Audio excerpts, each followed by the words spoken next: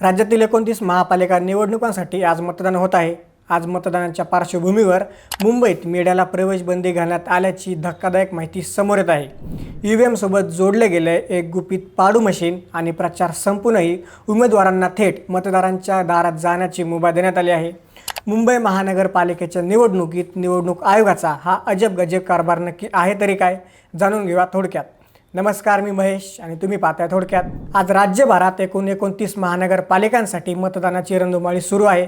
सकाळी 7:30 वाजल्यापासूनच मतदान केंद्रावर लांबच लांब रांगा दिसल्याचं चित्र स्पष्ट होत आहे। तरुणाईमध्ये मतदानाचा उत्साह आहे, तर दुसरीकडे कित्येक वर्षांनी पालिकेच्या निवडणूक होत असल्यामुळे काही नागरिकांमध्ये मात्र नाराजीचा सूर उमटत आहे। मात्र या सगळ्यात सर्वात जास्त चर्चा रंगली आहे ती मुंबईतल्या निवडणूक आयोगाच्या एका गजब कारभाराची। लोकशाहीचा चौथा स्तंभ मानल्या जाणाऱ्या माध्यमांनाच आज मुंबईत मतदानाच्या दिवशी सापत्न वागणूक दिली जात आहे। निवडणूक आयोगाने दिलेल्या अधिकृत प्रवेशिका म्हणजेच पास जवळ असूनही माध्यम प्रतिनिधींना मतदान केंद्राच्या आत जाण्यापासून रोखण्यात आलं आहे। मुंबई वगळता इतर कोणत्याही शहरात किंवा जिल्ह्यात असा प्रकार घडलेला नाही। मग केवळ मुंबईतच हा नियम का, असा प्रश्न आता उपस्थित होत आहे।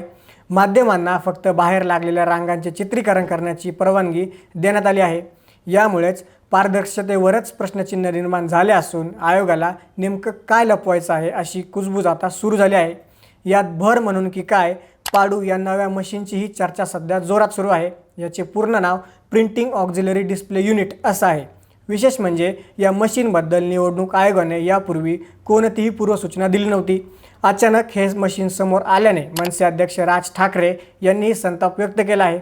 ईव्हीएमला हे नवीन मशीन जोडण्याबद्दल आधी माहिती का दिली नाही असा सवाल त्यांनी उपस्थित केला आहे। जर ईव्हीएम मशीन बंद पडलं तरच या मशीनचा वापर केला जाईल असं स्पष्टीकरण पालिका आयुक्त भूषण गगरान यांनी दिलं असलं तरी ऐनवेळी हे तंत्रज्ञान समोर आणण्यामागचं कारण गुलदस्त्यामध्येच आहे।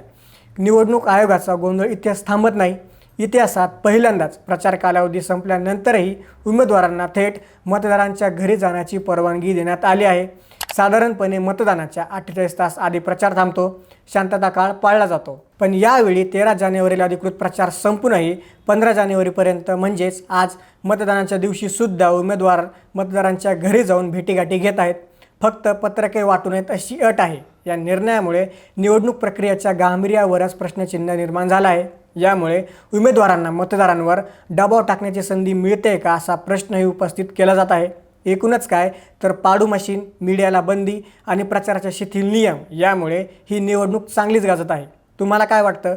निवडणूक आयोगाचा हा निर्णय योग्य आहे का?